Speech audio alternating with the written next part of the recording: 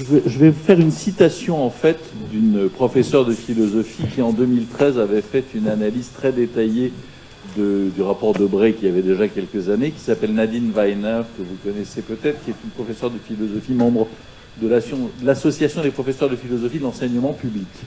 Et elle disait cette chose en conclusion d'une dizaine de pages d'analyse très approfondie que je suggère à tout le monde de lire.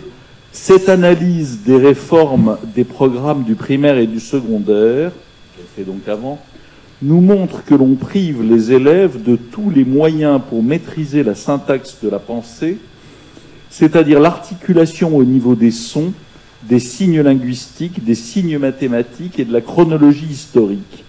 On leur interdit de se construire une syntaxe du monde. Or, qu'arrive-t-il lorsque les moyens de construire une syntaxe du monde ont disparu? Il ne reste plus que la parataxe, c'est-à-dire la juxtaposition sans ordre immanent, ce qui oblige sans cesse à s'en remettre à un sens transcendant. Tous les discours religieux sont des discours de parataxe, tous les discours d'analyse sont des discours syntaxiques. Ma question à la suite de cette...